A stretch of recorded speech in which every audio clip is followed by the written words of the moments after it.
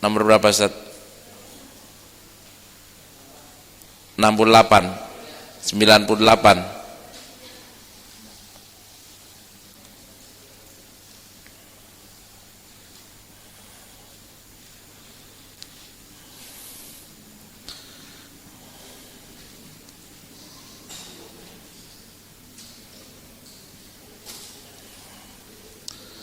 Masih babul mujahadah ya, masih bab mujahadah, artinya masih usaha keras.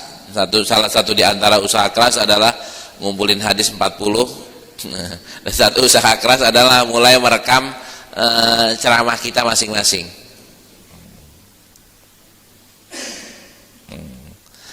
Baik. Di hadis yang ke-98 udah atau belum? Dua nikmat ya udah ya. Kita review aja. Nah, ini kita nih sering termasuk yang disindir ini, Pak. Ada kedua nikmatan yang kita sering lupain atau sering tidak mempergunakannya, yaitu ketika sehat dan faragh dan ada waktu. Kita badan kita masih sehat, ngumpulin 40 hadis masih bisa. Waktu kita masih ada kok untuk ceramah sedikit, untuk nulis sedikit, untuk copy paste sedikit, masih ada kok waktunya. Saya yakin banget masih ada, sesibuk-sibuknya bapak, sesibuk-sibuknya ibu, masih ada kok waktu untuk ngumpulin 40 hadis. Pung belum terlambat, pung masih, Allah bilang lo kesempatan nih biar punya wasiat buat keluarga, biar punya ilmu yang yuntafa'u bihi. Nah, jangan sia-siain, kita kerjain. Itu hadis yang 98. Nah, hadis yang berikutnya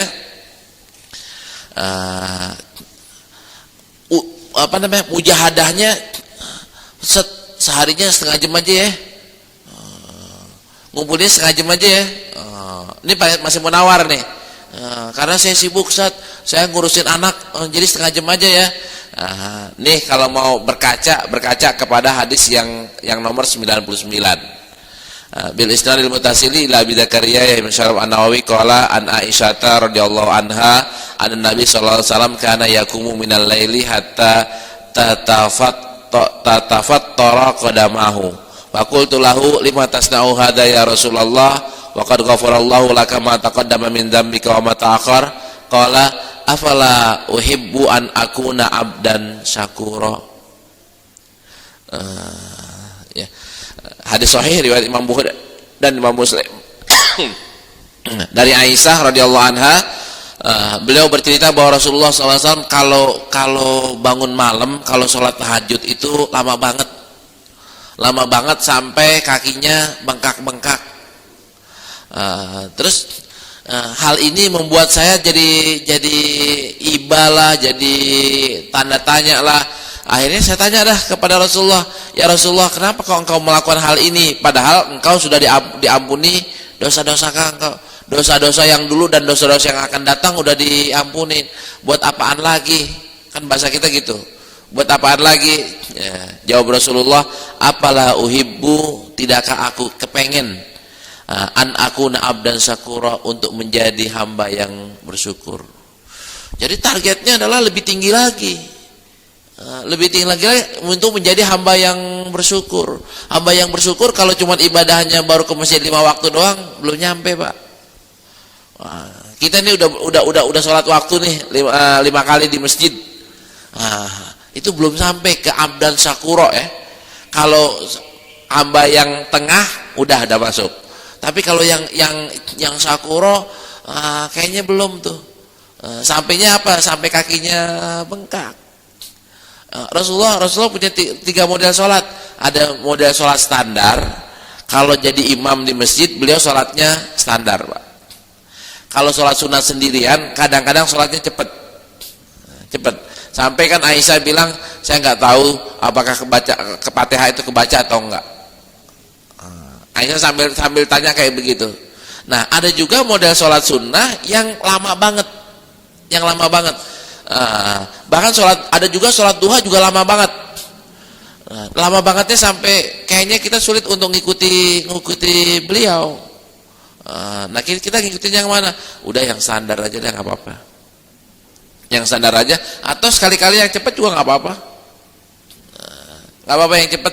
Wong Rasulullah juga variasi sholatnya ada tiga model Pak, model cepat, model sedang, sama model lama. Kita seringan ngambil model cepat. Jarang ngambil yang sedang, juga jarang, apalagi yang lama. Nah, ini naik pangkat untuk menjadi hamba yang bersyukur. Kita gitu juga, kita supaya amal kita lebih banyak lagi, supaya kesan ibadah kita lebih banyak lagi. Nah, salah satu ibadah yang banyak adalah jangan ngerjain sendiri, Pak. Kalau kita ngerjain sendiri ya, ngerjain sendiri, berapa kuatnya sih Pak? Kuatnya kita berapa ya? Sekian jam doang kan? Sekian jam doang. Tapi kalau kita pakai kerjaan orang juga, jadi kita dapat dua. Kita investasi. Investasinya adalah kita ngajarin anak kita sholat, anak kita ibadah, maka kita akan mendapatkan pahala dari anak kita. Kalau anaknya dua, dapat. Kalau ngajarin ponakan, dapat. Ngajarin tetangga, dapat. Ngajarin pembantu, dapat. Itu lingkungan. Ngajar anak didik, dapat. Kalau misalnya di sini ada beberapa orang guru ngandelin yang di sini, kan cuma lokal doang kan, cuma di sini doang kan. Tapi kalau misalnya mau mendunia, mana rekam, masukin ke warung Ustadz. Ini salah satu sekarang ini lagi-lagi bukannya untuk sombong, bukan untuk apa. Jadi kita di sini bab sombongnya kita tutup ya. Babnya adalah bab belajar. Ini saya girang banget, dan saya boleh tanya sama teman-teman PKH, ngusahainnya sungguh-sungguh banget. Jam 1 masih ngedownload, subuh udah ngedownload lagi, udah ngerjain lagi, udah ini lagi. Sering juga tagihan mana, saya juga sering, Mas ayo gitu. Ayo, buat apa saya kayak gitu? Sekarang nih ini udah semakin populer, warung Ustadz semakin populer. Orang mau belajar tinggal ke warung Ustadz. Saya dapat gak di situ? Dapat dong. Orang mau ngeliat Yusuf Mansur kemarin yang dapat pahala YouTube ya, saya dia nggak lilahin. Sekarang yang dapat kan diantaranya Lutfi, karena saya niatinya lillah. YouTube-nya dapat atau enggak wallahu a'lam. Klik dah tuh. Kemarin cuman YouTube sama Ustadz Yusuf atau yang ngupload, sekarang ini udah tambah lagi. Ustadz Yusuf dapat karena narasumbernya beliau, YouTube-nya dapat gimana caranya Allah yang ngatur. Kita nih PKH dapat karena melalui sini, melalui orang bukanya warung Ustadz. Mau buka Arifin Ilham begitu, mau buka Quraisy Shihab begitu juga lewat warung Ustadz. Orang kenapa kok lewat warung Ustadz? Enak, nggak pakai kemana-mana, tinggal pilih. Nah berarti kan sekarang ini kalau kita niatnya ikhlas lillahi ta'ala benar, berapa pahala yang kita sambung. Tapi apakah dengan semudah itu kita bisa dapat ide, bisa selesai? Kan enggak. Ide ini muncul setelah perjalanan panjang. Teman-teman bisa coding ini setelah perjalanan panjang, baru bisa coding ini. Nah sekarang nih kita ayo langkah ke sono, mau ikut terlibat di dalamnya juga silahkan, sambil berbagi. Akhirnya akhirnya kita bisa dapat pahala di luar dari pekerjaan kita. Maksudnya bukan ke pekerjaan kita langsung ya, akan tapi orang mengambil manfaat dari kita. Kan dapat tuh.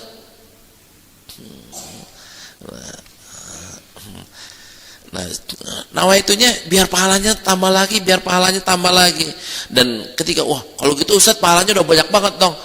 Saya udah baca hadisnya, bahwa sebanyak-banyak pahala kita itu nggak mampu untuk bayar surga. Jadi nggak usah sombong. Kan begitu ya teks hadisnya. Nyombong apaan? Ngamalin kayak begini juga nggak bisa bayar surga kok. Kita harus mengharapkan ada plusnya, yaitu rahmat Allah Subhanahu wa taala, bantuan subsidi dari Allah Subhanahu wa taala berupa redoknya, berupa rahmatnya. Tetap, jadi kita akan ketika begitu kita akan tawaduk, Pak. Tetap tawaduk, masih mengharap, terus berharap kepada Allah Subhanahu wa taala. Enggak nyombong. Gua kan amalnya udah gede. Gua kan udah haji 3 kali. Udah haji 3 kali. Gua udah bolak-balik Mekah. Gua tahu tuh yang dagang kormek, gua tahu. Siapa yang nyapunya air Zam-Zam nggak tahu. Itu bahasanya Haji Jamal, Haji 3 kali. Di Ustadz fotokopi.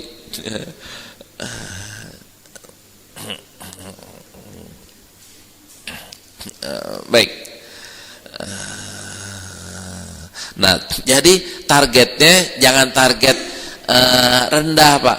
Apalah akuna abdan syakuro, itu targetnya tinggi loh, Pak. Kenapa? Dari mana bukti tingginya?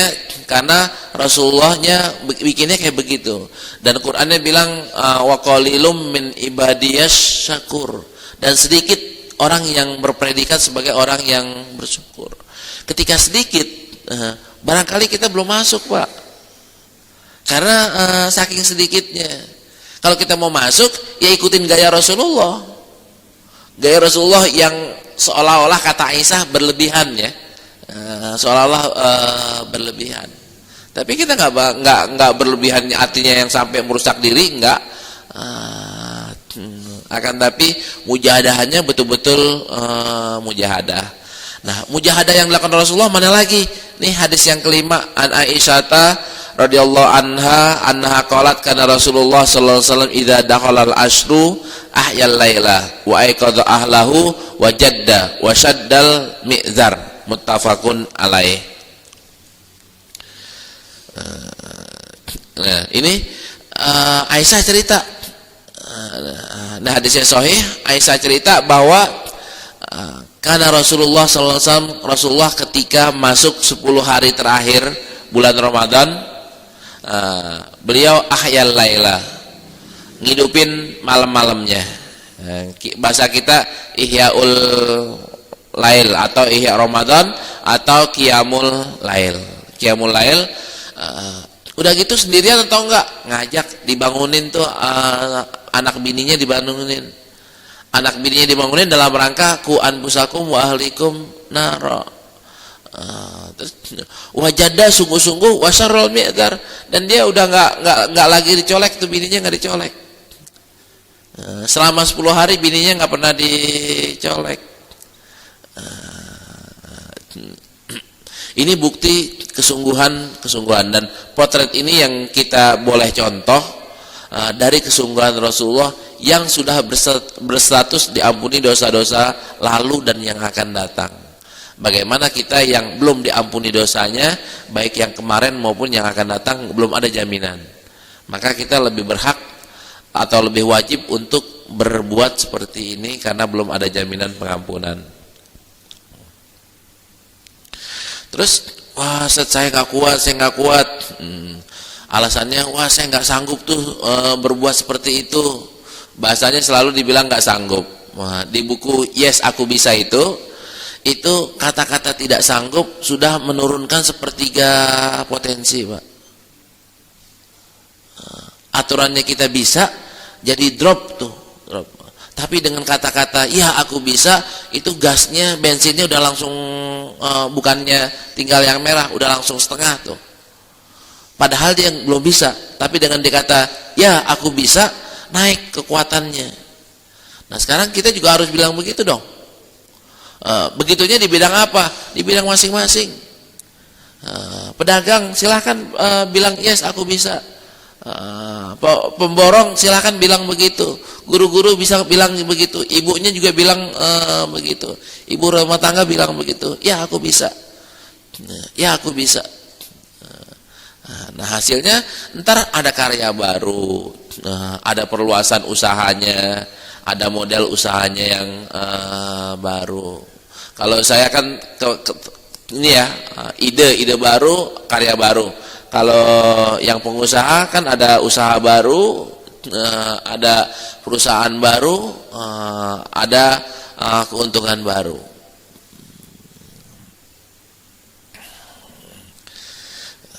Ya. Nah di sini kata-kata tidak bisa nggak ada dalam kamus Islam. Kenapa nggak bisa? Ini lihat hadisnya. An Abi Hurairah radhiyallahu anhu qala Rasulullah sallallahu alaihi wasallam al mu'minul qawiyyu khairun wa habba ilallah wa habbu ilallah minal mu'minid dha'ifi wa fi kullin khair ikhris ala ma yanfa'uka wasta'in billah wala ta'jiz wa in asabaka syai'un fala taqul lau anni fa'altu kana kadza wa kadza walakin qul qadarullahi wa ma syaa fa'al fa inna law taftahu amal syaitan. Rawahu Muslim. Hadis ini sahih riwayat Imam Muslim.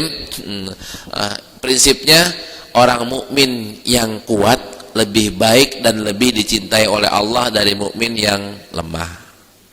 Ini kan berarti kan kita harus bilang aku bisa. Nah, kan yakin boleh. Atau bahasa SBY pasti bisa. Nah, kita harus ngomong kayak begitu, pasti bisa. Pasti bisanya bukan hari ini, boleh jadi seminggu lagi, boleh jadi sebulan lagi, tapi langkahnya hari ini langkahnya. Jangan ngelangkahnya seminggu lagi, langkahnya seminggu, semangatnya belum tentu datang muncul. Tapi pumung lagi semangat, bismillah tangkep, bismillah tangkep. Terus al-mu'minul qawiyyu, mukmin yang kuat itu khairun wa ahabbu ilallah, lebih baik dan lebih dicintai Allah dibanding mukmin yang lemah. Kita pengen dicintai oleh Allah atau enggak? Kalau kepengen, ayo menjadi mukmin yang kuat. Sekalipun ini ada sekalipunnya Pak, sekalipun kan sekalipun kan dispensasi di pengecualian wa fi kullin khair, sekalipun yang lemas juga itu tetap baik karena dia udah beriman, karena dia nggak menzolimi Tuhannya, karena dia nggak menzolimi dirinya sendiri. Tapi batasannya adalah batasan standar. Kita jangan masuk standar terus, kita mainnya level atas standar. Kita ini dorong untuk mainnya di level atas standar. Kalau standar kan sholatnya 5 kali 17 ya, 17 rakaat. Maka kita jangan 17 rakaat, 17 tambah qobliyah tambah ba'diyah. Itu udah berapa? Tambah duha berapa? Tambah tahajud berapa? Sedekahnya juga jangan standar, jangan 10.000, jangan 100.000, tapi sedekahnya di atas standar. Zikirnya jangan standar 33 tapi di atas standar. Iya, harusnya harus punya minimal punya keinginan ya, punya keinginan kayak gitu. Soal hari ini nyampe, besok seminggu 3 hari karena mau ngawinin jadi nggak nyampe, ya jangan sampai ntar habis ngawinin panjang tuh nggak nyampenya. Habis ngawinin dicas lagi kan. Ya, lagi ngaji lagi, sadar lagi, mulain lagi, tinggi lagi. Ya.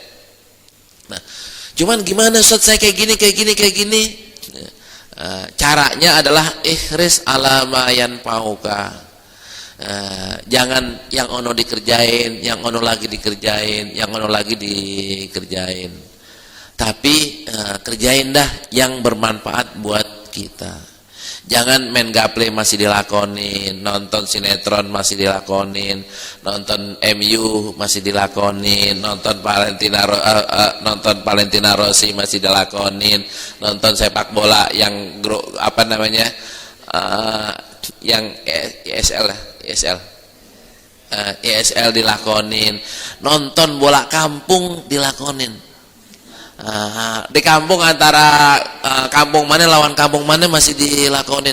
Nggak cukup tuh nonton MU doang, nggak cukup nonton MU doang. Harusnya kan cukup lah kalau hiburannya itu nonton MU lawan nonton ini, udah nggak usah nonton Persija lawan Bobotoh lagi. Udah asal tahu aja, taunya ntar berita, baca aja detikcom baca Persija mengalahkan Persib 2-0. Udah.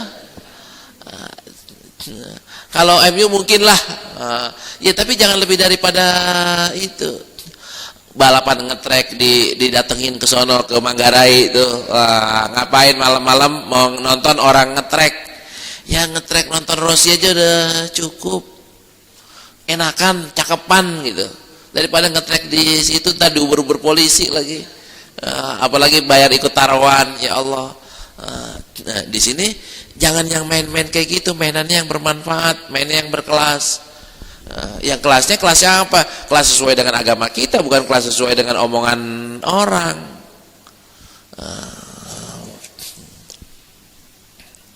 Nah, ihris ala ma yanfa'uka. Terus supaya bisa gimana? Jangan ngelakuin sendiri. Jangan ngelakuin sendiri, nggak mampu Pak. Kenapa kok nggak mampu? Siapa sih kita? Siapa sih kita? Kita kan orang yang kadang-kadang kagak punya duit, kadang-kadang lemes, kadang-kadang capek, kadang-kadang. Maka kata Allah di sini, wasta'in billah. Wasta'in billah, minta tolong kepada Allah, minta tolong kepada Allah supaya nggak lemes lagi, punya semangat lagi, supaya minta jangan digangguin sama anaknya mulu. Kan banyak kita digangguin sama anaknya biar ganggu gimana? Bukannya kewajiban usap palanya, bacain bismillah supaya tidurnya nyenyak Pak. Bukan kita lepas dari tanggung jawab kepada anak, enggak, supaya tidurnya enggak ngendusin mulu. Usap bacain Fatihah. Ini kan berarti ya Allah, saya pengen tahajud nih, tapi anak saya kok kayaknya gangguin mulu. Usap ya Allah, nyenyakin tidurnya, jangan selama-lamanya Bu. Nyenyakin tidurnya. Udah nyenyakin.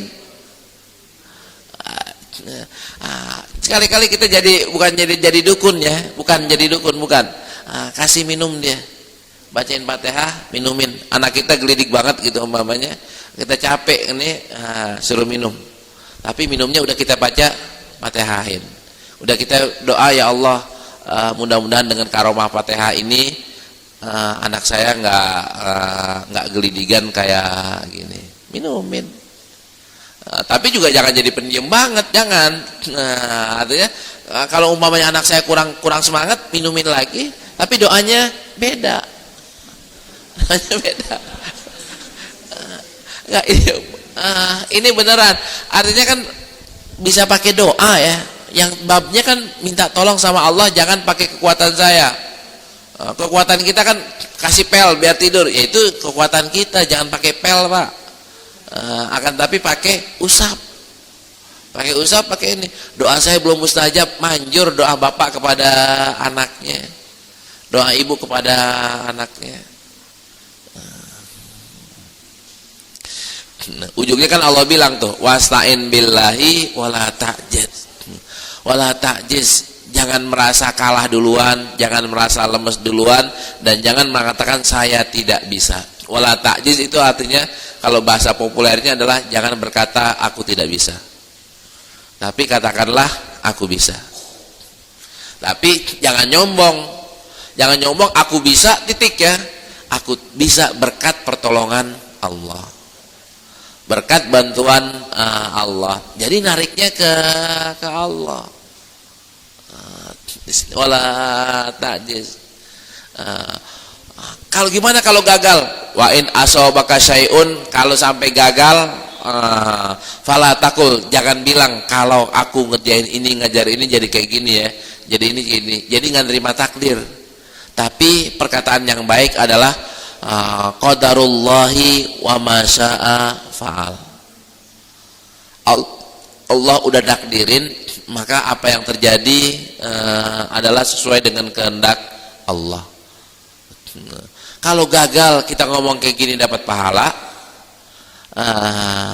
kita tinggal kunci dengan ya Allah, hari ini saya nggak berhasil, namun tolong ya Allah, hanya dengan berkat pertolonganmu ya Allah aku akan berhasil. Ya Allah, saya dagang ginian, udah sebulan lakunya kok kayak gini. Ya Allah, saya udah berusaha kayak gini, namun saya terima kok takdirmu. Ya Allah, tolong kasih saya jalan untuk majuin usaha saya lagi.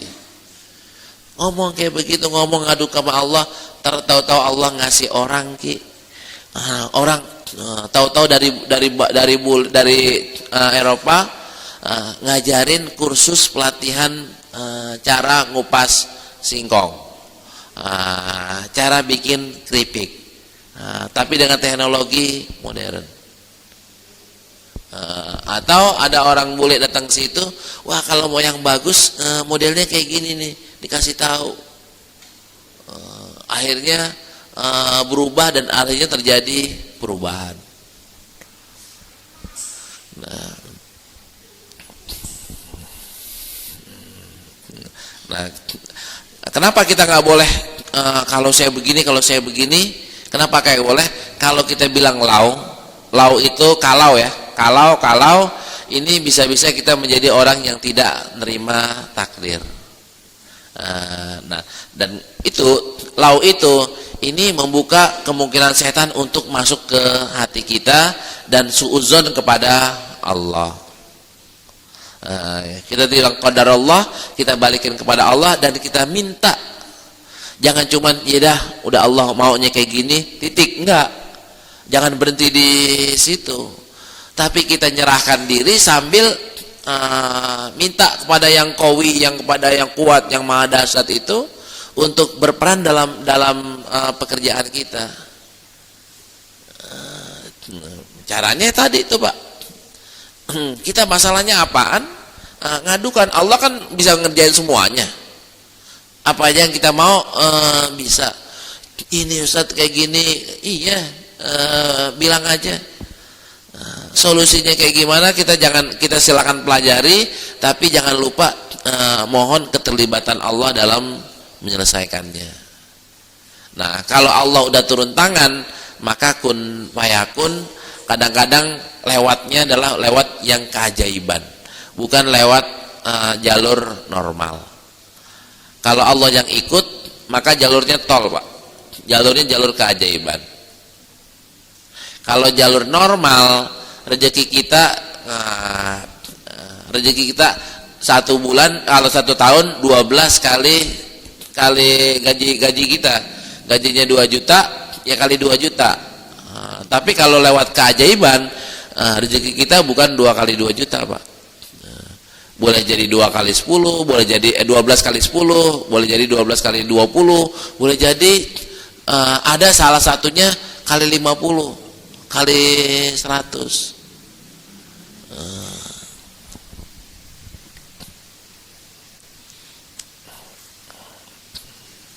Nah, terus apa kendalamu orang pengen serius, pengen berubah, pengen menjadi baik? Kendalanya adalah nih nomor 7. Imam Nawawi cantik ya ngasih solusinya. Ini kendalanya. Kendalanya adalah an Abi Hurairah anna Rasulullah sallallahu alaihi wasallam qala hujibatin naru bisyahawati wa hujibatil jannatu bil makarih. Hadis riwayat Bukhari dan Muslim. Rasulullah sallallahu alaihi wasallam bersabda, hujibatin naru bisyahawat. Neraka itu ketutup sama yang indah-indah, sama yang ngenapsuin bahasa Betawinya, yang bikin kita nafsu. Beda sama surga. Surga itu ketutup, Pak. Ketutup sama hal-hal yang kita nggak senengin. Tapi kalau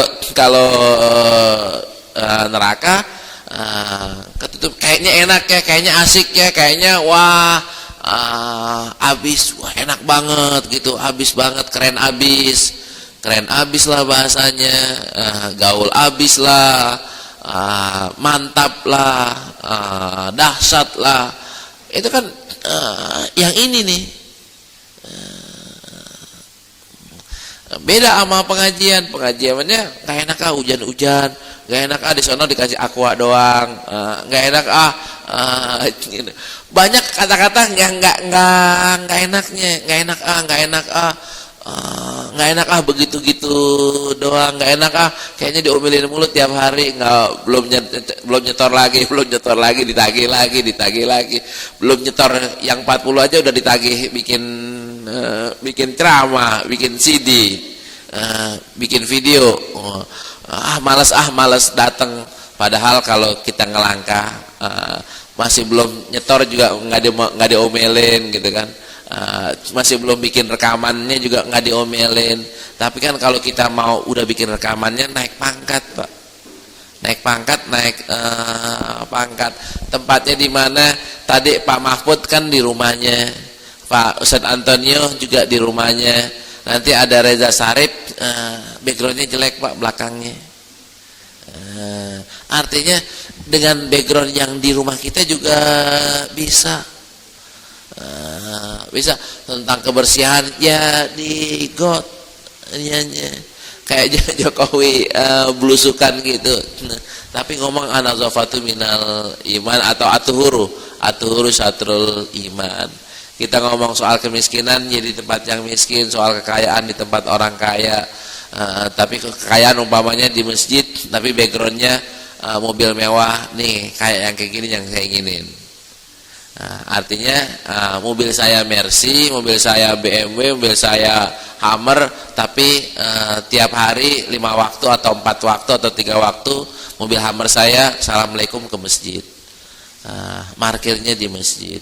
Mobil Hummer saya nggak markir cuman di mall, nggak markir cuman di apalagi di kafe, nggak, menujunya Istiqlal bukan kota. Nujunya yang penumpangnya berjilbab semuanya, kalau ada perempuannya, kalau lakinya ada tasbihnya, yang kedengaran suaranya bukan cuma musik akan tapi ada Qur'annya, kan gitu Pak. Nah itu ngelawan kan, lawan. Apa arti hijab Pak? Hijab tuh beneran atau bohong sih? Kan bohong kan? Kan hijab itu kan bohong. Yang benar yang mana? Yang benar kan yang di mawaro al-jidar, di balik hijab itu kan yang benar. Tadi kan surga ya, surga tidak menyenangkan. Makanya kan tabirnya kan tidak menyenangkan. Padahal surga sangat menyenangkan. Sangat menyenangkan. Jadi tinggal buka tabirnya. Neraka tabirnya sangat mengasihkan, dahsyat, keren. Tapi kalau kita buka tabirnya hancur, lebur, berantakan. Nah, kita bisa gak tembus tabirnya itu? Nembus tabirnya pakai apa? Pakai ilmu. Pakai ilmu yang bisa ngelihat tembus. Kalau udah ngelihat tembus, kita baru bisa menikmati enaknya. Ternyata enak ya masuk surga. Ternyata nggak enak kok. Nggak enak tuh dugem. Bisa nggak kita ngomong kayak begitu? Nggak enak tuh nonton konser rame-rame, apalagi nungguinnya 8 jam. Nungguin 8 jam, konsernya 3 jam, happy. Ya Allah, saya juga bingung tuh.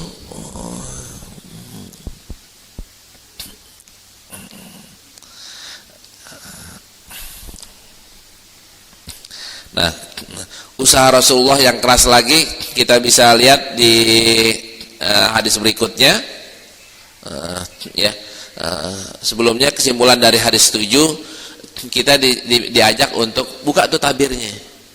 Jangan terpesona dengan tabir, jangan berhenti pada di tabir, tapi tembus dikit kita biar bisa ngelihat hakikat surga itu enak, hakikat ibadah itu nikmat, hakikat ibadah itu bermanfaat. Sebaliknya hal-hal yang kurang bagus itu hanya begitu-begitu aja, hanya menjerumuskan kita, hanya menyakitkan kita pada akhirnya. Baik. Di hadis yang ke-8, an Nabi Abdullah Huzaifah ibn Yaman radhiyallahu anhuma qala Shalaitu ma'an Nabi sallallahu alaihi wasallam zata lailatin faftatahal baqarah faqultu yarkau indal mi'ah thumma madha faqultu yusalli biha fi raq'ah famadha faqultu yarka'u biha summa iftatahan nisa faqara'a summa tata ali imran faqara'a yaqra'u mutarassilan idza marra bi ayatin fiha tasbihun sabbaha wa idza marra bi su'alin sa'al wa idza marra bi ta'awudzin ta'awwaza summa raka'ah faja'ala yaqul subhana rabbiyal azimi wa bihamdih rabbana lakal hamdu thumma qama qiyaman tawilan qariban mimma raka' thumma sajada faqala subhana rabbiyal a'la fa kana sujuduhu qariban min qiyamihi. Ini ibadahnya Rasulullah. Kalau Aisyah tadi kan ceritanya kan cuman hanya bilang sampai bengkak, nggak diceritain bacaannya apa bacaan. Yang ini diceritain agak detailnya kayak gimana ya.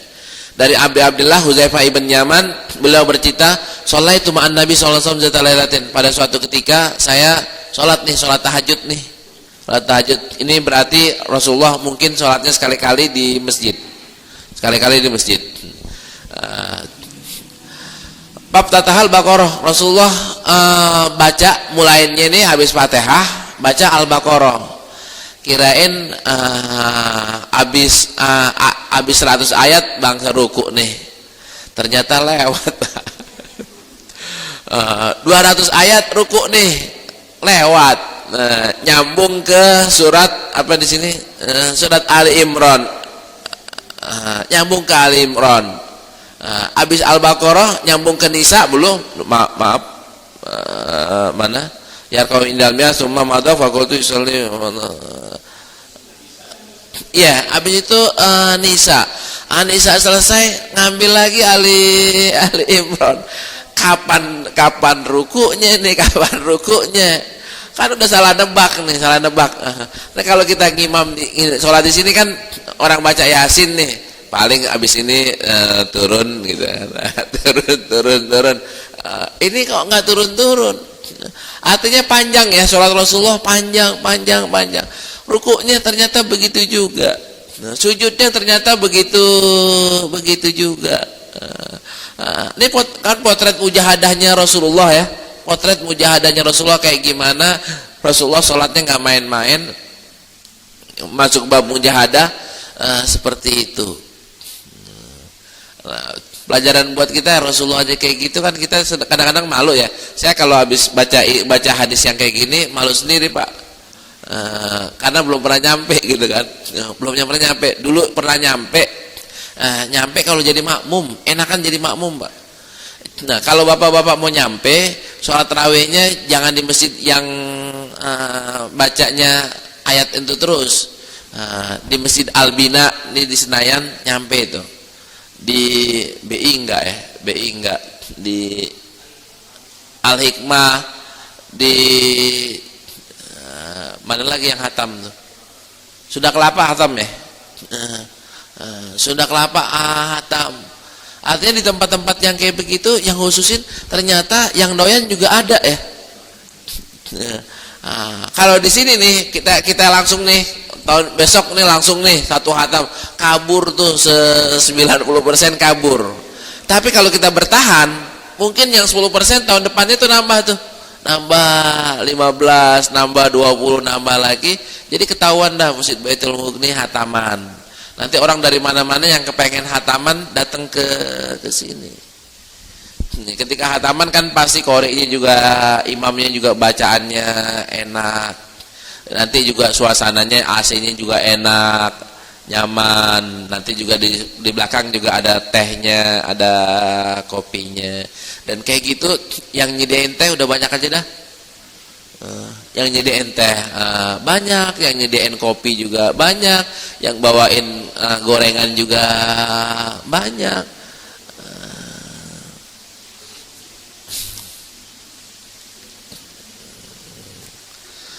Ini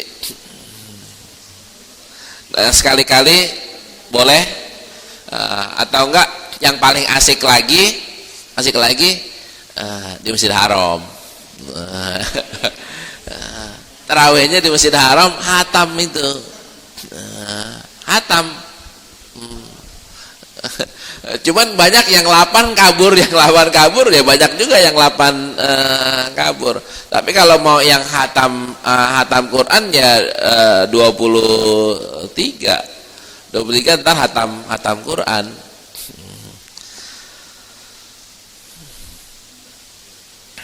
Di hadis yang ke-9-nya An Ibnu Mas'udin radhiyallahu anhu qala sholaitu ma'an Nabi sallallahu alaihi wasallam lailatan fa atalal qiyam hatta hamamtu bi amrin su'in qila wa ma hamamta qala hamamtu an ajlisa wa'dahu muttafaqun alaih.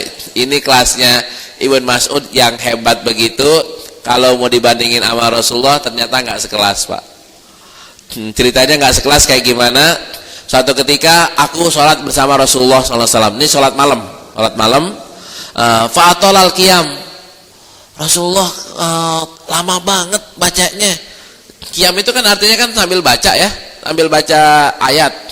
Lama banget sampai saya kepengen melakukan sesuatu yang jelek. Ditanya, jelek apaan maksudnya? Anda pengen berhenti aja, duduk terus pindah, tinggalin. Hampir mau kayak gitu. Kan jadi lama banget. Nah, ini cerita sahabat ini kan sholat qiyamul lail berjamaah. Ini kan jamaah, Pak. Berarti sholat qiyamul lail boleh gak berjamaah? Boleh. Bid'ah atau enggak? Wong Rasulullah ngerjain kok. Rasulullah ngerjain tapi tidak dirutinin gitu, enggak dirutinin. Enggak tiap malam kita tahajudan rame-rame gitu, maksudnya enggak. Sekali-kali tahajud rame-rame silahkan, sekali-kali silahkan.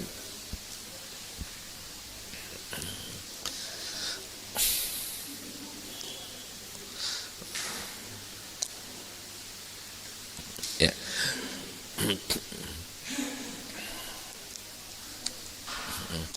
Nah, kita bermujahadah sampai kapan, Mbak? Kita berusaha sampai kapan? Sampai innalillahi wa inna ilaihi rajiun. Kenapa kok sampai innalillahi? Karena habis innalillahi kita akan gotong tuh amal soleh kita, mujahadah kita akan gotong ikut masuk ke liang kubur. Sedangkan mujahadah kita yang di tempat yang lainnya kita nggak bawa tuh. Kebun kita yang baru kita beli nggak ikut, mobil kita yang baru kita ganti nggak ikut. Yang ikut apaan? Ya mujahadah kita. Nah, dalilnya an Anasin radhiyallahu anhu an Rasulillah sallallahu alaihi wasallam qala yatba'ul mayyita thalathatun ahluhu wa maluhu wa amaluhu. Bayarji'u tsnani wa yabqa wahid. Yarji'u ahluhu wa maluhu wa yabqa amaluhu. Hadis sahih riwayat Imam Bukhari dan Imam Muslim. Kata dari Anas radhiyallahu anhu, beliau berkata bahwa Rasulullah sallallahu alaihi wasallam bersabda, mayit itu akan diikuti oleh 3 hal. 3 hal, kekuburan itu akan diikuti oleh 3 hal. Yang pertama adalah keluarganya, keduanya adalah hartanya, yang ketiga amalnya. Namun 2 pulang, 1 tetap ngikut. Yang pulang apaan? Yang pulang adalah keluarganya pulang, hartanya pulang. Kan ketika diantar ke kuburan mungkin masih naik mobilnya. Mungkin masih naik mobilnya, tapi kan mobilnya nggak ikut dikuburin. Nah, masih ikut keluarganya nggak mau ikut dikuburin. Mobilnya mau ikut dikuburin, tapi kata keluarganya sayang kan gitu kan.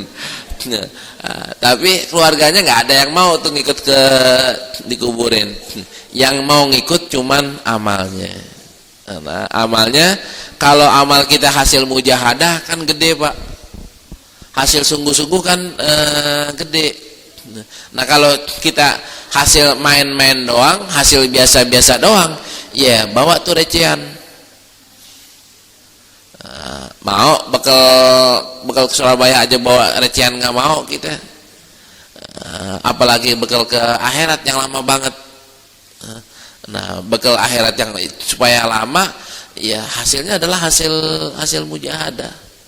Hasil usaha yang keras. Nah, ini tandanya apa, Ustadz?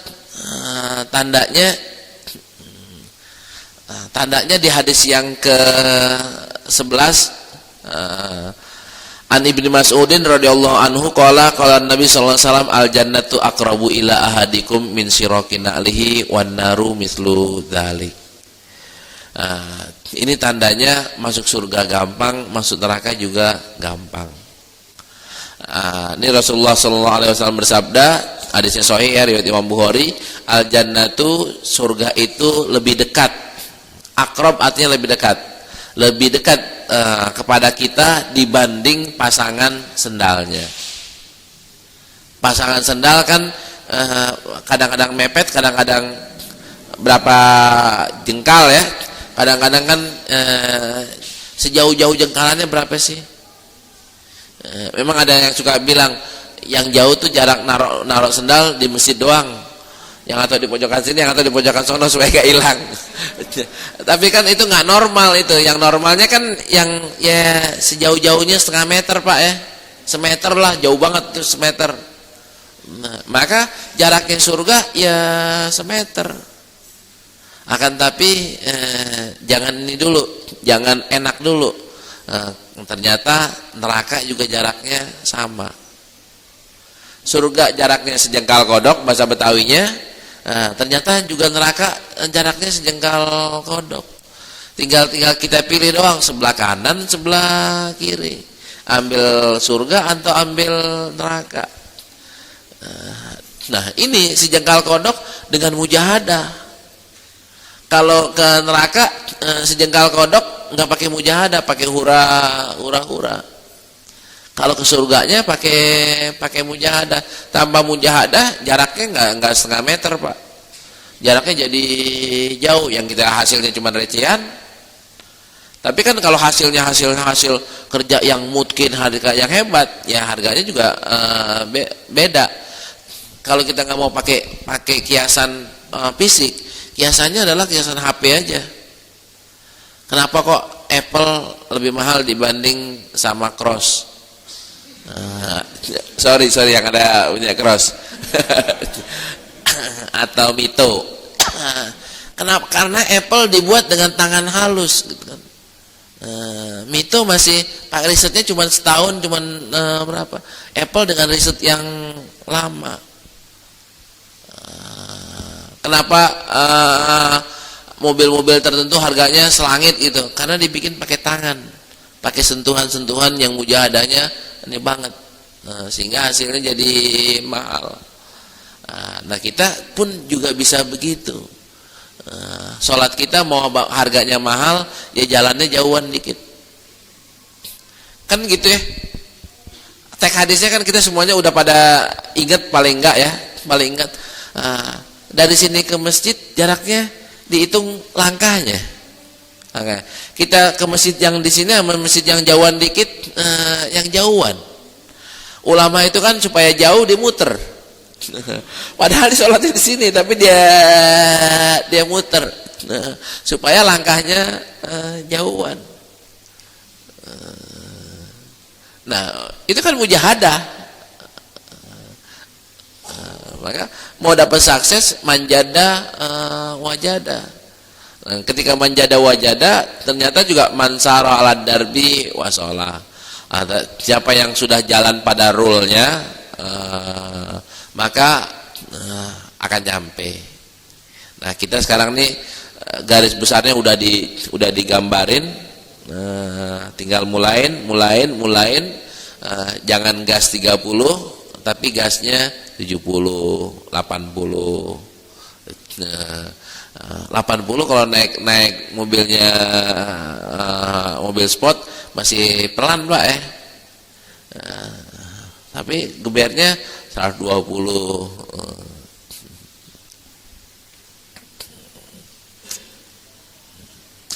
Kalau baca yang ini nih, baca hadis yang hadis 11 ini, surga dekat, neraka juga dekat. Ini kan menimbulkan dua hal, optimis dan pesimis. Optimis ya gampang ya masuk surga. Tapi jangan titik Pak. Jangan titik akan tapi nyambung. Ternyata gampang juga masuk ke neraka. Kemarin saya ngisi di Istiqlal, tema yang saya angkat mengintip seramnya neraka. Ada orang yang protes, Ustadz jangan ceritain neraka mulu jadi serem katanya gitu. Nah, saya bilang kan minggu kemarin kita udah cerita tentang indahnya surga. Jadi diimbangin, surga dilihat, surga diintip, neraka juga diintip. Jangan sampai kita lihat surga doang nggak pernah ngelihat neraka, atau ngelihat neraka doang nggak pernah lihat surga. Kalau ngelihat neraka terus nggak pernah ngelihat surga, jadi pesimis Pak. Tapi kalau ngelihat surga terus nggak pernah ngelihat neraka, jadi underestimate. Baca kulhu aja juga masuk surga kok. Uang kita sedekah cuma satu bata berapa duit sih? 1.000 perak kan ya, 5.000 perak satu bata. Taruh di masjid, ateisir lagi mau bangun, taruh di masjid, ntar Allah akan bangunkan satu istana di surga. Aman, kita dapat masuk surga, udah bangun masjid, udah bangun istananya. Kan itu underestimate itu. Karena dia nggak pernah lihat nerakanya. Nah, kita ngelihatnya, ngelihat ini iya, ngelihat itu iya, ngelihat ini iya, ngelihat itu iya. Ngelihat surga dengan ngelihat ketika kita ngelihat neraka, ingat maghfirah Allah. Akhirnya kan kita nggak putus asa. Kalau nggak putus asa, Pak, dosa kita, ya Allah, kalau ingat dosa nih, gue masuk surga atau enggak ya? Masuk surga atau enggak? Kalau ingat dosa, kita hitung tuh absen kita, dosanya apa aja, bla bla bla bla bla bla bla bla. Wah, kayaknya saya nggak masuk surga. Tapi ketika ingat bahwa rahmat Allah besar, maghfirah Allah besar, optimis lagi. Pintu tobat selalu terbuka. Ayo kita baca Sayyidul Istighfar, ayo kita baca wirid-wirid yang lainnya. Optimis lagi. Itu seimbang. Quran metodenya seimbang, sering memperlihatkan surga, dan wallahu alam, saya belum ngitung secara pasti ya. Boleh dibilang lebih daripada 90%, boleh jadi 100%, wallahu alam. Habis Quran bicara surga, pasti bicara neraka. Atau habis bicara neraka, pasti bicara surga. Itu metode Quran. Nah, supaya jangan terlalu optimis, jangan juga terlalu pesimis.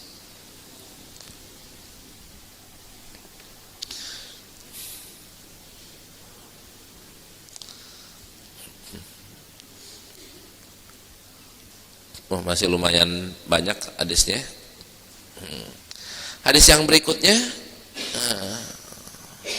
hadis ke-12, an Abi Firasin Rabi'ah ibn Ka'ab al-Aslami khadimi Rasulillah sallallahu alaihi wasallam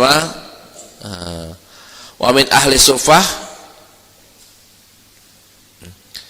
radhiyallahu anhu qala kuntu abitu ma'a Rasulillah sallallahu alaihi wasallam ba'atihi budu'ihi wa hajatihi faqala salni faqultu as'aluka murafaqataka fil jannah faqala au ghaira dzalik qultu as'aluka murafaqataka fil jannah faqala au ghaira dzalik qultu wa dzaka fa inni ala nafsika bikasratis sujud rawahu Muslim. Ini cerita lucu ya, lucu tapi yang positif. Rasulullah punya pembantu. Ini kan yang nyeritain ini pembantunya nih, Abi Firas ini pembantunya, dan dia termasuk ahli Suffah yang nggak punya rumah, Pak. Yang anak masjid, tinggalnya di masjid. Ini kuntu abi itu mana Nabi sallallahu alaihi wasallam. Saya bermalam bersama Rasulullah. Saya ambilin tuh semua keperluannya, wudunya, apanya saya ambilin. Habis ambilin, Nabi itu kalau dibantu ngasih, Nabi ngasih tawaran, sal nih, ente minta apa sama ana? Terus jawabannya, as'aluka, saya minta kepadamu untuk menjadi temanmu di surga. Keren deh. Aku minta menjadi temanmu di surga. Kata Nabi, yang lain dah. Yang lain. Enggak, entuh. Aku minta jadi temanmu di surga. Nemenin engkau ya Rasulullah di surga. 2 kali dijawab, Nabi masih bilang, yang lain dah. Ada yang lain enggak? Ada yang lain atau enggak? Kata ini tetap nih, enggak, entuh yang saya minta menemanimu di surga. Karena udah enggak ada permintaan lain, akhirnya Nabi juga iyain, tapi tolong ya, bantuin saya supaya engkau bisa nemenin saya dengan banyak bersujud. Banyak bersujud, bukan dengan sujud.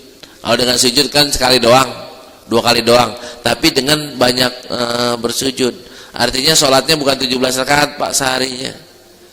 Bukan tambah 10 jadi 27, tapi jumlah rakaatnya bisa sekian puluh, bisa banyak. Nah, kita bisa gak bercandain, mah ini yang suami istri, mama mau bareng gak sama papa di surga? Mau dong pak.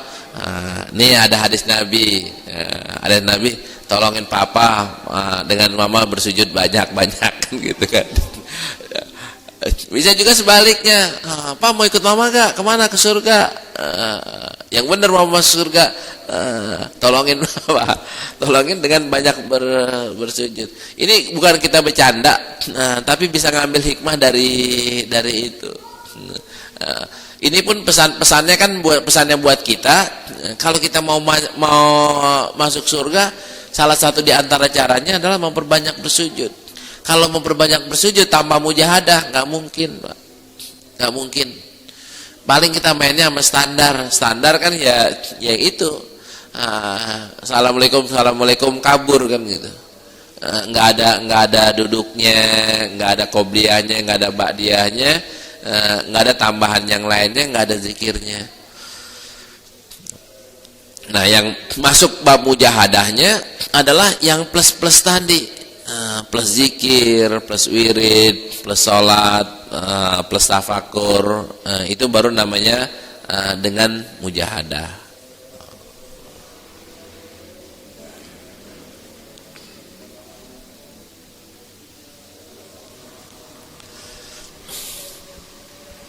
Nah, ini ditegesin lagi di hadis berikutnya, adalah hadis salis asyar an Abi Abdillah wa yuqalu Abu Abdurrahman Thauban maula Rasulillah sallallahu alaihi wasallam wala sami'tu Rasulullah sallallahu alaihi wasallam yaqul alaika bikathratis sujud fa innaka lan tasjuda lillahi sajdatan illa rafa'allahu biha darajatan wa hatta anka biha wa hatta anka biha khati'atan rawahu Muslim. Ini nyambung sama yang tadi, Rasulullah sallallahu alaihi wasallam bersabda, sama-sama dari pembantu nih, sahabat pembantu, Abu Firas juga pembantunya Rasulullah. Rasulullah bilang alaika bikathrati sujud, hendaklah kalian itu memperbanyak sujud. Nah, terus kenapa kok kita disuruh memperbanyak sujud? Fa innaka lan tasjuda lillahi sajdatan, karena tidaklah kalian itu sekali sujud, melakukan satu kali sujud, kecuali Allah angkat derajatnya. Allah angkat satu derajat. Ini derajat di sini nakiroh ya, boleh jadi banyak, boleh jadi ini tergantung dari kualitas sujudnya. Allah angkat derajatnya. Dan bukan cuma derajatnya doang, akan tapi Allah juga akan hapuskan kesalahannya atau dosanya. Ini sekali sujud. Kalau 100 kali sujud, ya hitung sendiri. Kalau 200 kali sujud, hitung sendiri. Nah, berarti orang yang diangkat derajatnya baik di sisi Allah nanti di akhirat ataupun di dunia. Saya nggak tahu. Ketika orang itu betul-betul ahli sujud ya, ahli sujud, kita ngelihat mukanya juga enak Pak. Kita lihat mukanya enak. Nah, ngomongnya juga akan berubah. Ngomongnya akan menjadi lebih arif lagi, lebih bijak lagi, doanya juga semakin mustajab, akhirnya secara otomatis akan lebih dihormati orang. Cuman nih karena kita nih ngelihatnya salah pakai kacamata Pak, maka yang kita lihat adalah sorbannya, pecinya, bajunya. Kita nggak ngelihat sujudnya, atau kita nggak ngelihat atharus sujudnya. Nah, kita terpesona dengan sorbannya, wah sorbannya cakep, ininya pecinya, ini bajunya keren. Apalagi sekarang ini salah satu dannya lagi sering masuk TV, itu jadi ini banget. Nah sekarang kemarin siang saya disuruh main kesini.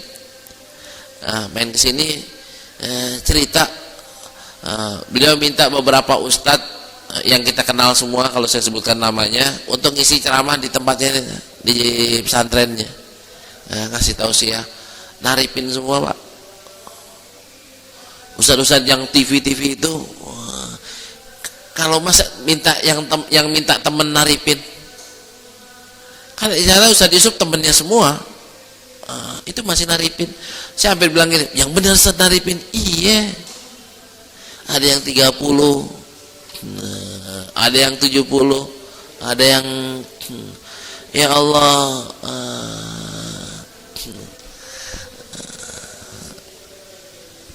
itu salah banget ya. Dan akhirnya karena umatnya bodoh, karena kita mahjubun bisahawat, maka kita pun jadi sering salah lihat, lihat. Nah, kita ini jangan sampai salah lihat. Salah lihat harusnya ngelihatnya kayak gimana? Jangan ngelihat pakai penampilan. Kita bukan Allah ya, betul. Tapi Allah kan innallaha la yanzuru ila suwarikum wa la yanzuru ila ajsamikum. Akan tapi yang Allah lihat adalah ila qulubikum, ke hatinya. Hatinya sombong atau enggak, hatinya belagu atau enggak. Nah, kalau narib apa enggak belagu, Pak? Kan narib belagu tuh. Apalagi ada ustaz-ustaz tertentu yang minta pesawatnya harus Garuda, harus kelasnya kelas bisnis, hotelnya harus bintang 4. Ya Allah ya Sattar. Wah, penghargaan dong, penghargaan. Udah biarin aja mereka yang menghargai kita. Jangan kita minta dihargai, biar mereka yang menghargai kita.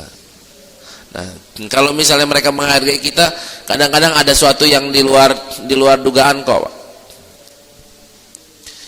Saya baru ke Palembang kan. Ya, penghargaannya apa? Kita nggak pernah minta tarif, kita nggak minta apa. Penghargaannya GM-nya murid. Kemarin sama Pak Heru ya. Tahu-tahu GM-nya, general manajernya ngaji sama saya di Blok M. Jadi murid. Apa penghargaannya? Ustadz mau apaan kan gitu. Jawabnya kan Ustadz mau apaan? Itu buat itu udah istilahnya itu nilainya berapa duit, Pak? Kalau Ustadz mau apaan? Kan bukan 1 juta, Pak. Bukan 5 juta. Kalau mau apaan? Tinggal kita aja yang bilangnya gampang, apa namanya, terserah lah bahasanya terima kasih, kalau mau dukung program kita silahkan. Tapi harga terserahnya seorang GM Pertamina kan beda dengan seorang GM Kolang-Kaling kan gitu.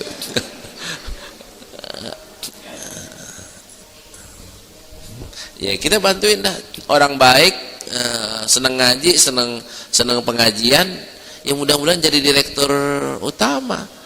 Kan dari direktur regional tuh, regional naik, kalau naik jadi jajaran direksi, naik direktur utama.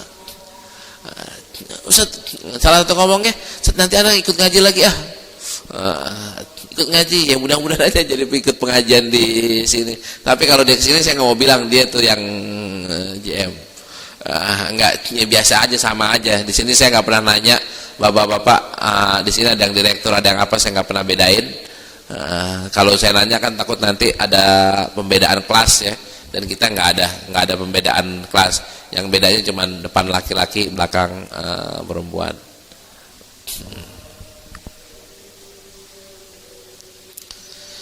Nah, hasil mujahadah kan akan jadi baik. Mujahadah kadang-kadang perlu waktu. Mujahadah perlu waktu, perjuangan perlu waktu. Terus mana yang paling baik? Yang paling baik adalah ini. An Abi Sofwan Abdullah bin Busrin al-Aslami radhiyallahu anhu qala Rasulullah sallallahu alaihi wasallam khairun nasi man tala umruhu wa hasuna amaluhu wa syarrun nasi man tala umruhu wa wasi'a amaluhu. Rawahu Tirmidzi, dan hadis ini hadis hasan. Dari Abi Sofwan Abdullah bin Busr radhiyallahu anhu, beliau berkata bahwa Rasulullah sallallahu alaihi wasallam bersabda, sebaik manusia adalah yang umurnya panjang tapi diikat, Pak. Umurnya panjang dan amalnya baik. Itu syarat utamanya, dan amalnya baik. Sebaliknya, dan manusia yang jahat, manusia yang rugi, manusia yang celaka adalah orang yang umurnya panjang tapi amalnya jelek. Nah, bagaimana dengan umurnya pendek, amalnya cakep? Cakep, Pak. Umurnya pendek, amalnya juga cakep. Siapa contohnya? Ya ini pengarang kitab Riyadhus Shalihin. Umurnya 45 tahun, karyanya cakep, amalannya cakep. Hasilnya sampai udah 1000 tahun lebih, hampir 1000 tahun ya, hampir 1000 tahun kitabnya masih kita baca, Pak. Dan ternyata banyak banget orang yang baca kitab Riyadhus Shalihin. Ini cakep iniannya. Tidak mesti harus umurnya panjang betul. Jadi yang utamanya adalah cakepnya itu, bukan usianya. Kalau usianya cakep, maka diberhentiin di sini, Pak. Atau enggak disaratin. Tapi di sini kan kata-katanya disaratin. Kata-katanya disaratin dengan mantola umruhu, diikat dengan wahasuna amaluhu. Ditambah lagi sebaliknya, enggak di stopin. Nah, walhasil kalau usia kita umpamanya cepat tapi hasilnya yang baik. Imam Nawawi umurnya 45 tahun, Imam Syafi'i umurnya 54 tahun. 54 tahunnya hijriah, Pak, ya, bukannya miladiah. Kalau miladiah tinggal kurangi 2 atau kurangi 3. Imam Syafi'i kalau hitungan miladiah maka umurnya cuma 51, 52. Kalau pakai hijriah 54. Imam Nawawi kalau pakai hijriah 45. Tapi kalau pakai miladiah mungkin 43, 42 ya. Sekitar itu, 43 kali. 43. Imam Ghazali 54 atau 55 tahun miladiah. Kita umurnya udah berapa ya? Umurnya udah berapa? Mujahadah kita udah nyampe di mana? Nah, lagi kita ngacanya ke sono, Pak. Ngacanya ke yang tinggi. Ngaca yang tinggi biar apa? Biar jadi motivasi kita buat berkarya. Saya udah beberapa kali saya cerita, salah satu idola saya adalah Imam Nawawi. Kenapa kok idola saya? Beliau umurnya pendek, karyanya besar, dan karyanya dinilai orang cakep, sehingga di mana-mana masih dibaca lagi, sampai subhanallahnya nggak ada buku Islam yang lebih populer ya selain Al-Quran. Jangan Quran nggak bisa dibandingin lah. Nggak ada buku kitab yang lebih populer dibanding Riyadhus Shalihin, Pak. Cari, mau Ihya, mau Sahih Bukhari, mau tafsir anu, itu popularitasnya kalah dibanding Riyadhus Shalihin. Riyadhus Shalihin sumbernya Sahih Bukhari, iya betul, sumbernya Sahih Bukhari, dan juga Sahih Muslim, dan juga Sunan Tirmizi ya, Sunan Nasai. Cuman kalau buku secara bersendirian yang paling top nomor 1 itu Riyadhus Shalihin. Bukunya Aid Korni baru dibaca kemarin, Pak. Omsetnya udah berapa, 10 juta. Riyadhus Shalihin omsetnya udah berapa juta, berlipat-lipat dibanding buku yang populer ya, yang La Tahzan itu kan bestsellernya dunia tuh. Fiqhul Islami Wadilah itu juga bestseller. Tapi kan baru kemarin juga nggak semuanya punya. Tapi Riyadhus Shalihin lebih dari itu. Itu buku bagus ya, Dr. Aid bukunya bagus, dan itu juga bukunya bagus. Mau ngaji sama Dr. Aid Korni tinggal buka ini, bisa ngaji sama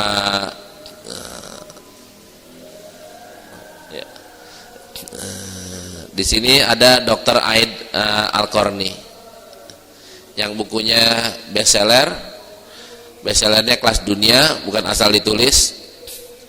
Kalau Indonesia bestseller ditulis Pak, belum laku udah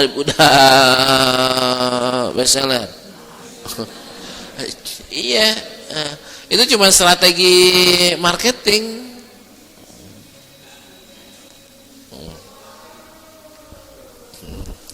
Ya, kenapa? Ada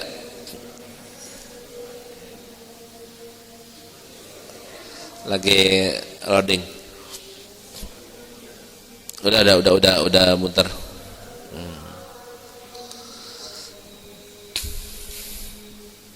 Ya, ini beliau filenya kita udah punya. Saya udah 100 lebih Pak. Yang Aid Al-Qarni 100 lebih dan enak ya. Enak. Sekalipun beliau bukan orator.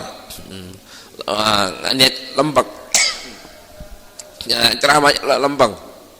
Enggak naik turun.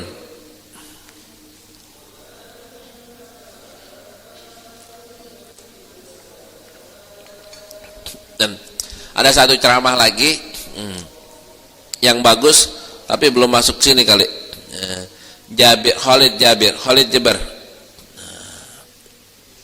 belum masuk. Itu kayak Ustadz Sumansur. Beliau kayak Ustadz Sumansur, tapi yang kalau Ustadz Sumansur kan yang dijual rezeki ya. Tema besarnya kan rezeki sama duha. Rezeki sama sedekah. Ini tema besarnya. Kalau Dr. Khalid itu yang ini hati. Yang kisahnya itu adalah orang sakit, meninggal, orang tobat, dapat hidayah. Salah satu kisah yang menariknya, ada seorang perempuan datang ke beliau cerita.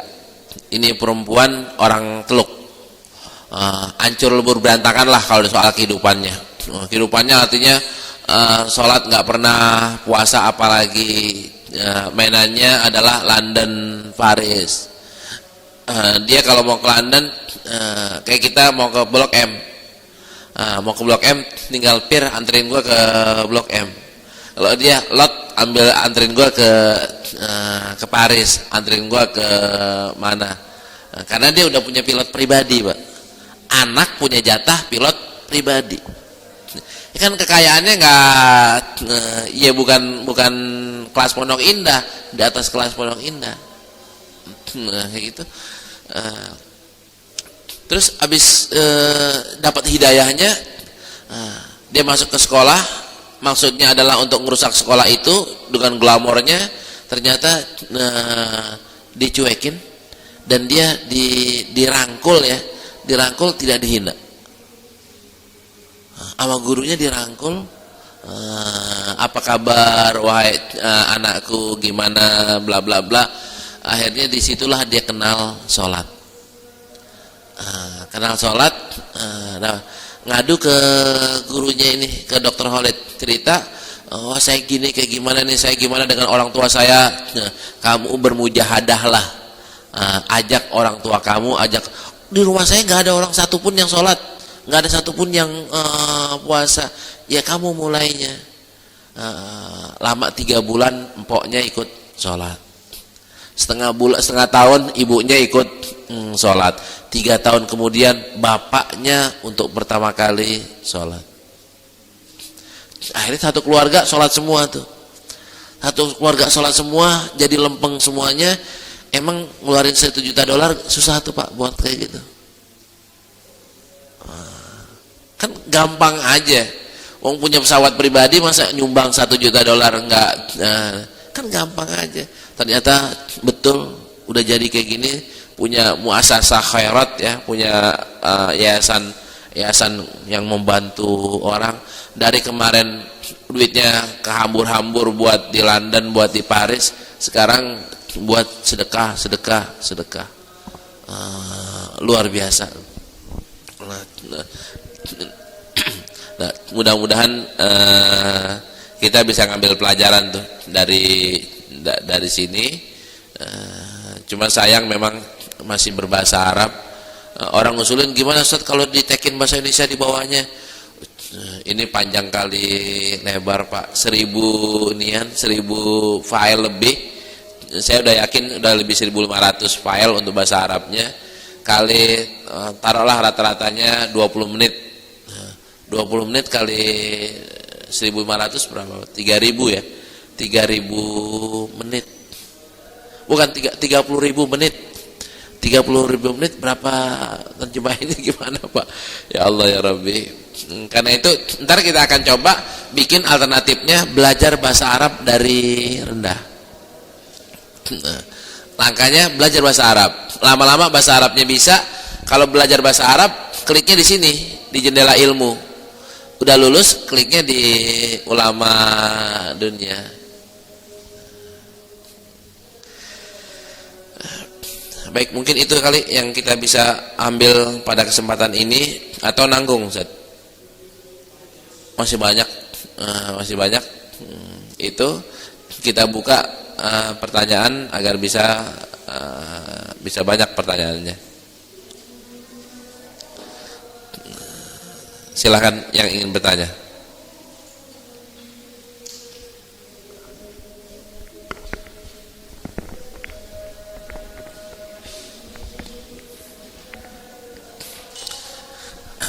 Silakan. Assalamualaikum warahmatullahi wabarakatuh. Waalaikumsalam warahmatullahi wabarakatuh. Ini yang anda pertanyakan tadi masalah sholatnya Rasulullah dalam membagi malam itu bagaimana saja sampai tahajudnya itu kan dikatakan Al-Baqarahnya saja disambung lagi dengan An-Nisa, sambung lagi dengan Al-Imran gitu saja. Yeah. Bagi malamnya bagaimana? Yeah. Terus kalau kita yang melakukan karena subuh yang anda lihat karena suka subuhnya jadi kelewatan saat gitu. Yeah.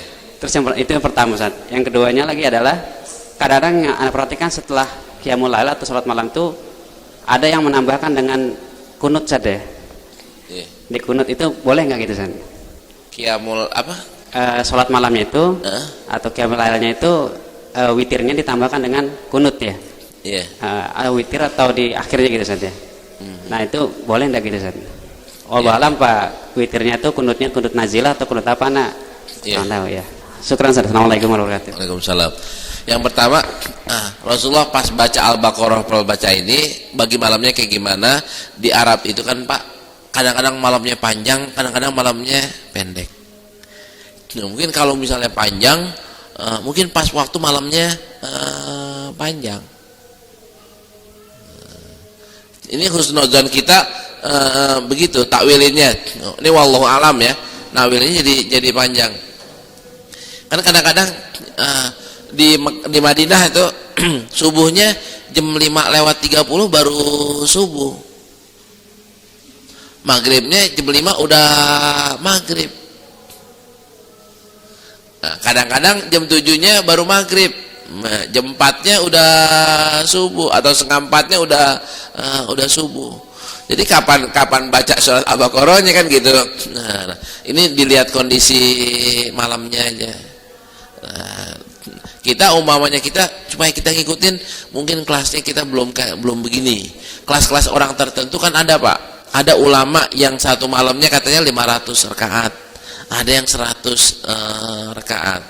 Nah, ada yang memperbanyak rakaatnya, ada yang memperlama bacaannya. Mana silakan pilih deh. Mau perbanyak rakaatnya boleh, mau memperbanyak waktunya, panjang waktunya juga boleh. Kita nggak bisa ngomong ini udah sama-sama afdol Pak. Kita nggak bisa mana yang lebih afdol, dua-duanya afdol. Mana yang kita bisa silahkan lakukan. Itu yang pertama. Yang kedua soal kunut, nggak usah kunut lah Pak. Ntar subuhnya aja kunut. Subuhnya aja kunut, witirnya nggak usah kunut. Ntar pas tengah bulan Ramadan baru pakai kunut. Pertengahan Ramadan 16 ke bawah silahkan pakai kunut. Kalau hari-hari ntar malam nih, besok malam tahajud aja nggak usah pakai kunut. Ya silahkan Bu.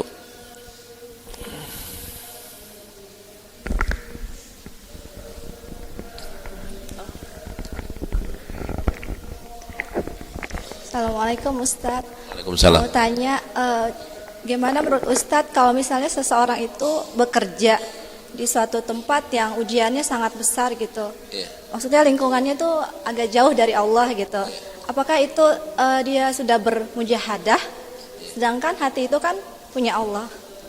Mohon tanggapannya Ustadz. Terima kasih. Assalamualaikum. Yang paling gampang pindah kerjaan, Bu. Pindah tempat kerja. Pindah kerja kemana? Ke yang dekat sama Allah aja. Dekat sama Allah, terus jadi merebut masjid gitu, jadi pengurus yayasan.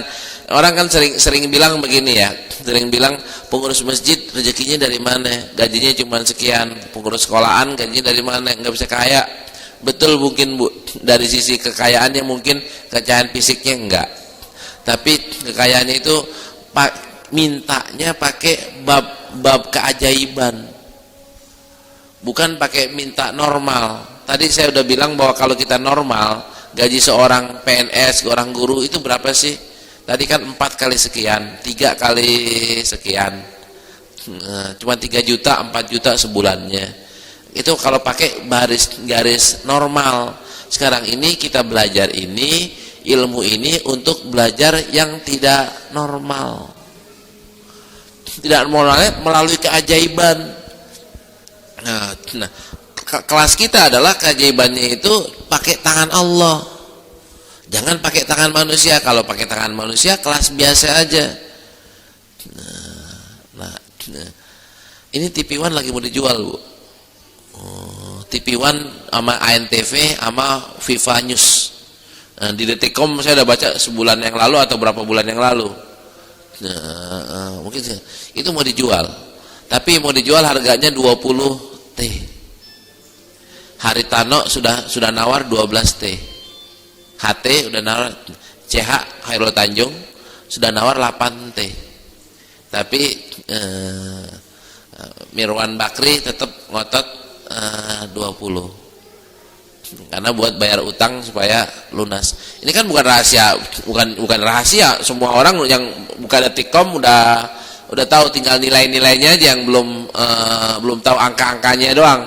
Kalau mau dijualnya udah rahasia umum. Kalau baca kemarin Epicentrum pun mau dijual. Epicentrum Kuningan tuh mau dijual. Nah, kan kalau kita berteman sama yang tadi itu, Bu, berteman sama sekolahan doang kan nggak kebeli. Kalau berteman sama yang tadi punya pilot tadi itu, sopirnya pilot kan kebeli itu. Sama Syekh Maktum, siapa lagi yang punya lapangan bola, yang punya lapangan bola, punya Manchester City, siapa? Mansur, si Mansur yang punya. Ya itu kan kebeli, Pak. Nah, mungkinkah kita dipertemukan oleh Mansur, oleh Maktum? Ini keajaiban yang bicara, bukan matematika yang bicara, bukan kotak-katik yang bicara. Dulu saya sholat, Bu, saya imam di Meridian. Habis imam salaman, ada jamaah. Saya kan bisa bahasa Arab, saya tahu dia Arab. Salaman belak-belak, oke, ngasih duit sedikit, $100 doang.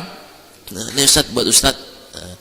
Habis itu ngobrol lagi, saya cerita, ada tuh ngomong, gimana kalau kita bikin TV? Ngomongnya udah ngomong TV dakwah. Sayang bukan Mansur yang datang, Bu. Yang itu namanya baru si siapa? Nah, siapa tahu yang ketemu ke berapa kalinya ketemu sama Syekh Mansur yang punya lapangan bola di London itu. Nah, jadi tinggalin aja yang hal yang sudah merah-merah atau sudah kuning-kuning, ambil yang hijau-hijau. Tawakal. Itu yang tadi tanyanya 1 ya, atau 1 ya? Oke, silakan. Ya, silakan.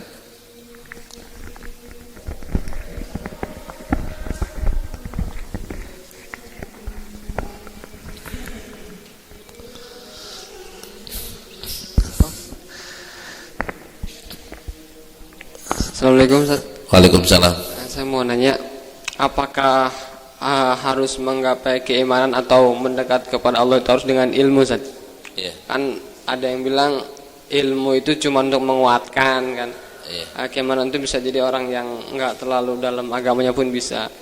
Tapi saya berpikir lagi, kita harus tahu ilmunya yang dikatakan Allah melalui Rasulnya seperti ini. Iya.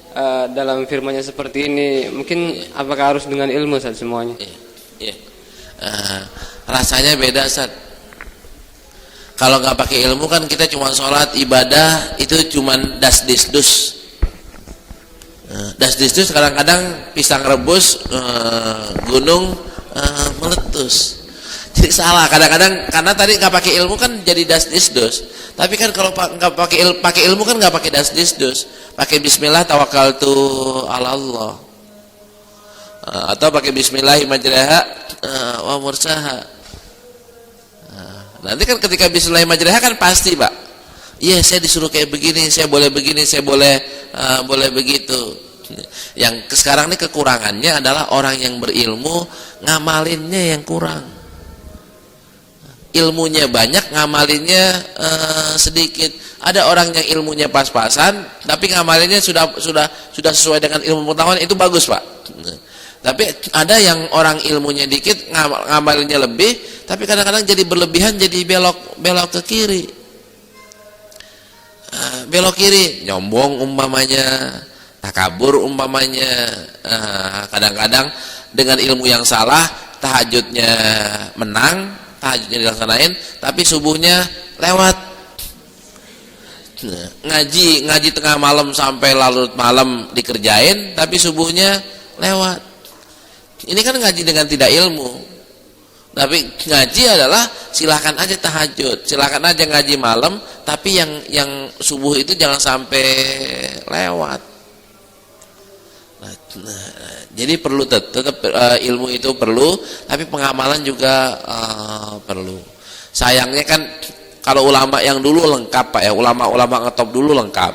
Kayak Imam Nawawi ini dipuji sebagai ahli ibadah, ahli tasawuf, orang yang waro, orang yang zuhud, orang yang alim, orang yang faqih, orang yang muhaddis. Nah, itu pujiannya banyak banget. Nah kalau kita nih yang cuma orang masuk TV doang, sering muncul di TV, bukan alim, bukan ini, suaranya enak, ceramahnya enak, jadi ceramah enak doang. Siapa yang di selain Pak Quraisy ya, selain Pak Quraisy, kalau ustadz-ustadz muda yang ngetop sekarang, mana yang kita bilang mau alim alamah? Kan belum ada yang bisa dibilang alimul alamah, kan nggak ada yang kelasnya Imam Nawawi.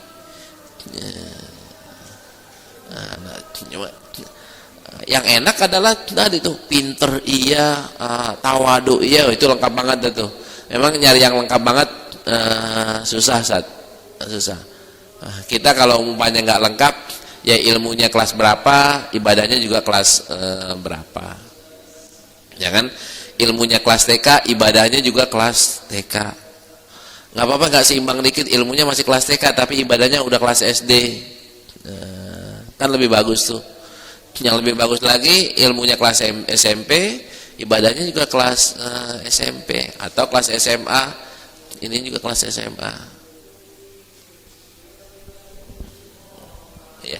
Ketika dulu orang mau belajar perlu cari jauh ya, jauh ke sana kemana, ya harus pakai berihlah atau mondok jauh-jauh, apa namanya? Nyantri bepergiannya, perjalanan, musafir. Sekarang kan udah enggak Pak, sekarang berklik, tinggal klik. Cuma kekurangan kitanya sayangnya adalah yang bahasa Indonesia untuk ilmu beruntun belum.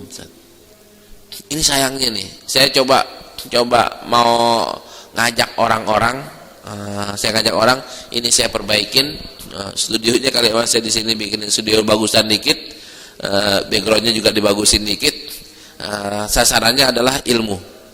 Saya ngajakin beberapa ustadz yang ilmunya emang kelihatan ya, ilmunya kelihatan, ilmunya benar, alirannya lempeng gitu, bukan ahli anu dan anu ya. Ngajar dia berurutan 10 episode kita bayar. Nah, kita bayarnya kalau nggak mau dibayar alhamdulillah, kalau mau dibayar kita bayar. Tentu dengan bayaran yang bukannya juga berlebihan, bayaran yang wajar. Dari mana bayarannya? Dari pusat kajian hadis. Emang PKH punya duit? Nah, ini kehebatannya. Kehebatannya ada aja ntar orang yang nyumbang, ada aja yang nyumbang, masuk beli ini lagi. Insya Allah kalau mulai gitu terus kayak gitu, insya Allah saya sendiri akan berjibaku. Mudah-mudahan ini jadi amal jariah saya. Rekamlah 10 menit. Ini Pak Kinta udah nagih mulu nih. Ayo Ustaz, setiap kali saya datang setengah jam lah. Tinggal kita bikin urutannya. Ntar pakai baca kitab. Jadi nggak ngaco, nggak loncat ke sana. Kitabnya yang udah populer ya, yang sudah diakui oleh dunia Islam. Langkah demi langkah sampai akhirnya hatam. Sholatnya hatam, puasanya hatam, nanti bab mandinya hatam, dan seterusnya. Fikih dengan hadis digabung. Kalau sekarang kan yang di Sahih Bukhari kan hadisnya lebih kuat dibanding fikihnya. Ntar fikihnya mungkin lebih kuat dibanding hadisnya. Baik. Pertanyaan lagi? Ya, silakan.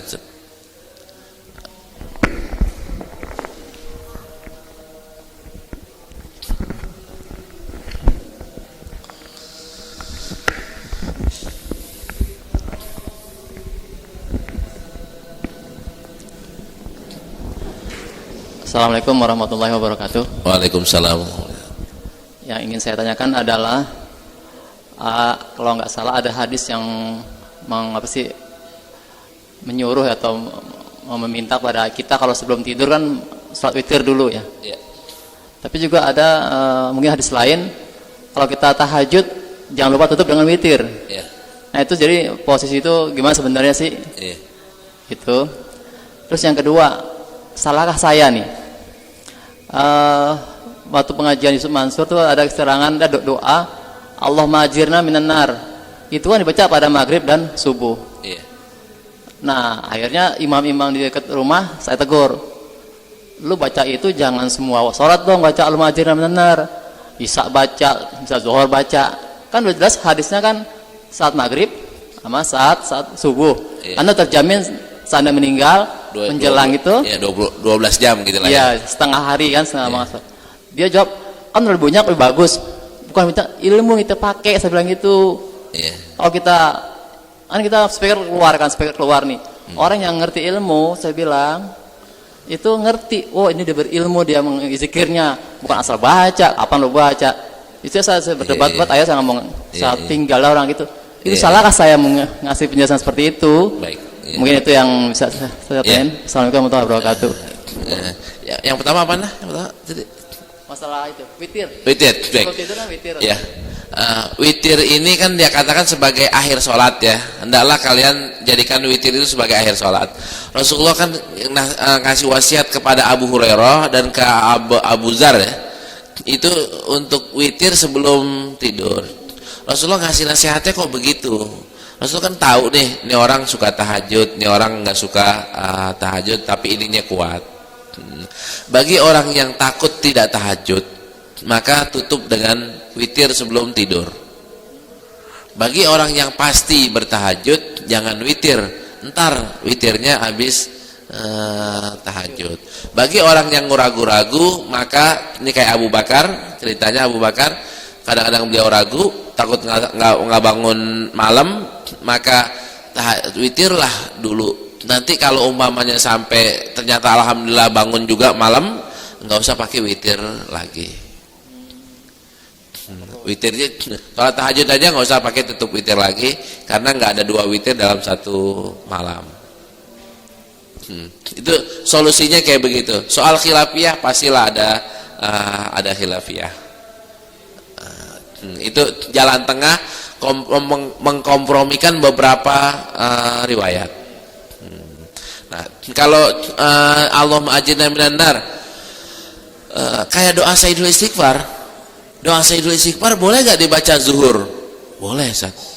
Boleh gak jadi dibaca asar? Boleh. Isya boleh. Tapi Rasulullah kasih standar yang minimal. Standar minimal. Jangan lupa supaya jaga ini, baca subuh, pagi, baca petang. Supaya tadi itu 24 jam kelindungin. Tapi kalau mau baca ini, di sini letak perbedaan antara zikir. Zikir dan doa itu banyakkan tidak kaku. Kalau sholat kaku, kakunya kan sholat tahajud nggak boleh dilakukan sekarang. Belum waktunya tahajud. Sholat duha nggak boleh lakukan sekarang. Bahkan sholat sunat pun nggak boleh karena kita habis sebelum maghrib, nggak boleh. Kaku dia. Tapi kalau kita doa apa saja sekarang nih boleh. Doa minta husnul khotimah di depan yang muda-muda boleh, di depan yang tua apa lagi. Itu perbedaannya, Ustaz.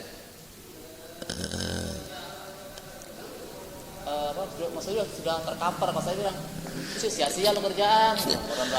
Kalau sia-sia enggak, tetap akan baik. Babnya boleh atau tidak? Kalau pertanyaannya boleh atau tidak, jawabannya adalah boleh. Sia-sia atau tidak? Tidak sia-sia. Tapi kalau orang yang ngerjainnya juga cuman zuhur sama maghrib sama subuh, juga jangan dimarahin. Baca dong zuhur juga, baca dong asar juga, nggak usah. Dia milihnya pagi sama ini. Justru yang zuhur itu nggak perlu karena maghrib atau subuh Iya. baca. Iya. Gitu, Karena nggak ada overdosis. Kalau ada overdosis betul tuh. Nah ini nggak ada overdosis. Biar aja orang mau baca 5 waktu boleh, orang mau baca ini boleh. Mau baca sekali kan? Iya. Kalau di tesnya kata siapa baca Allahumma ajirna 7 kali di waktu Iya. maghrib, Iya. tertutup 7 pintu neraka atau dia meninggal sampai menjelang subuh. Iya, Atau betul. balikannya. Betul. Itu udah tercover semuanya maksudnya. Betul, nggak ada salahnya, dan nggak ada salahnya orang yang baca secara gitu. Babnya kan pertanyaannya kan bab boleh kan? Boleh. Alasannya tadi kita ada kaya nih, boleh gak minta kaya lagi sama Allah? Boleh. Kita ada sehat nih, lagi sehat, boleh gak minta sehat lagi? Boleh. Karena untuk doa nggak ada overdosis. Ya, baik. Ya silakan.